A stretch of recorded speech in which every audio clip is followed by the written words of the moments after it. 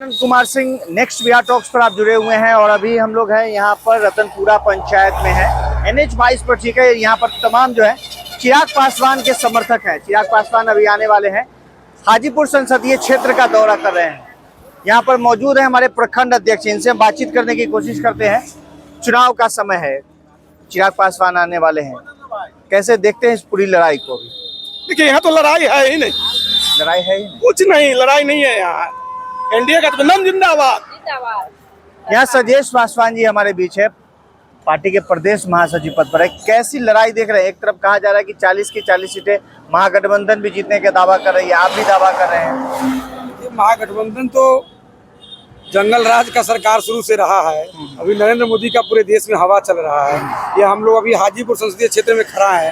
अभी इस प्रखंड में भगवानपुर ब्लॉक में कुछ घर जल गया है, जहाँ पीड़ित परिवार से हमारे नेता आदरणीय श्री चिराग पासवान मिलने आ रहे हैं। और इस हाजीपुर में लड़ाई ही नहीं है। अब शिवचंद्र राम को देखिए, कहाँ चिराग पासवान है। चिराग पासवान एनडीए के कितने बड़े नेता है, यहाँ की जनता जान रही है। कितने अच्छे विकास पुरुष के बेटा है। यहाँ रामविलास पासवान जो है इस हाजीपुर को 1977 से लेकर के आज तक जो उन्होंने सींचने का काम किया है। यहाँ होटल मैनेजमेंट, यहाँ नाई पेयर, यहाँ सी पेट, यहाँ गांधी सेतु पुल का वकालत उन्होंने किया है। यहाँ ये आपको FCI का एक बहुत बड़ा गोदाम है, ये सीवरेज प्लांट है। ये तमाम सारा चीज़ जो है यहाँ आदरणीय रामविलास पासवान ने दिया है। इसलिए रामविलास पासवान विकास का दूसरा नाम है।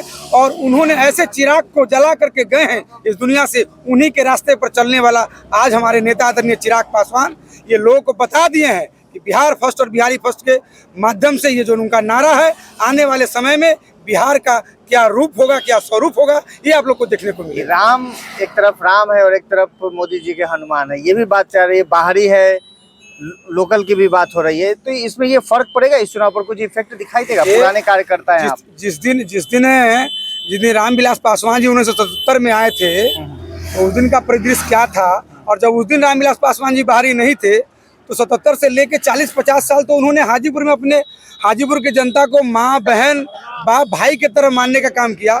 उनका ही बारिश, उनका ही चिराग जो है चिराग पासवान है। तो फिर चिराग बाहरी होने का सवाल कहाँ है? और भी कार्यकर्ता हैं, इनसे बातचीत करने की कोशिश करते हैं। कैसे हैं आप लोग देख रहे हैं इस पूरे चुनाव को? इस हाजीपुर लोकसभा में देश के प्रधानमंत्री नरेंद्र मोदी जी का काम और स्वर्गीय रामविलास पासवान का किया हुआ काम, ये दोनों के नाम पर यहाँ की जनता माननीय चिराग पासवान जी को लगभग 3 लाख मतों से चुनाव जिताकर भेजेगी। और हम लोग को पूर्ण विश्वास है कि यहाँ की जनता चुनाव जिताकर भेजेगी नरेंद्र मोदी और रामविलास जी के कामों के आधार पर और चिराग जी के ऊर्जावान शक्ति का। और नरेंद्र मोदी के जहाँ तक हनुमान की बात है, तो नरेंद्र मोदी के हनुमान तो चिराग पासवान हैं ही।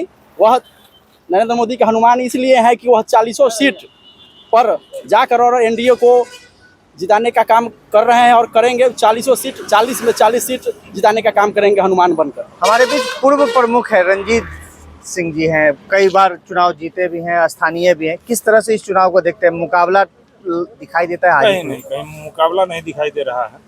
और उसका कारण है, इससे पहले भी जो अभी प्रत्याशी हैं वो लड़ के देख चुके हैं।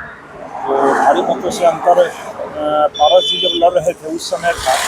और हम समझते हैं कि अब चिराग जी आ गए हैं, तो यहाँ पर लड़ाई कई तरह के भीतरघात के भी मामले आए। कई लोगों ने पार्टी भी छोड़ा, उसके बाद इस तरह की दरअसल में जितने लोग पार्टी छोड़ते हैं उनके बारे में यह जाना जाता है कि किसी को टिकट नहीं मिलने के कारण छोड़ा, या जब इतना दिन से साथ में है और इलेक्शन के समय पार्टी छोड़ रहे हैं तो वो अपने महत्वाकांक्षा में छोड़ रहे हैं, न कि कोई जनता का कोई मैटर है। जनता मन बना चुकी है कि क्या करना है। और खास करके हाजीपुर के लिए तो यह बहुत ही अच्छी बात है, यहाँ के जनता के लिए भी, कि चिराग पासवान जैसे लोग या जो भी एक पार्टी के सिरमौर है वह कहीं से कैंडिडेट बनते हैं तो वहाँ पर उनका आना जाना कम भी रहता है। तो बहुत बड़ा काम यहाँ होता है और विकास में अहम भूमिका रहता है उन लोगों का। तो इसलिए ऐसे लोगों को ही जीतना चाहिए। सिर्फ भोज में आकर और चुमान देकर और भोज खाने से विकास नहीं होता है।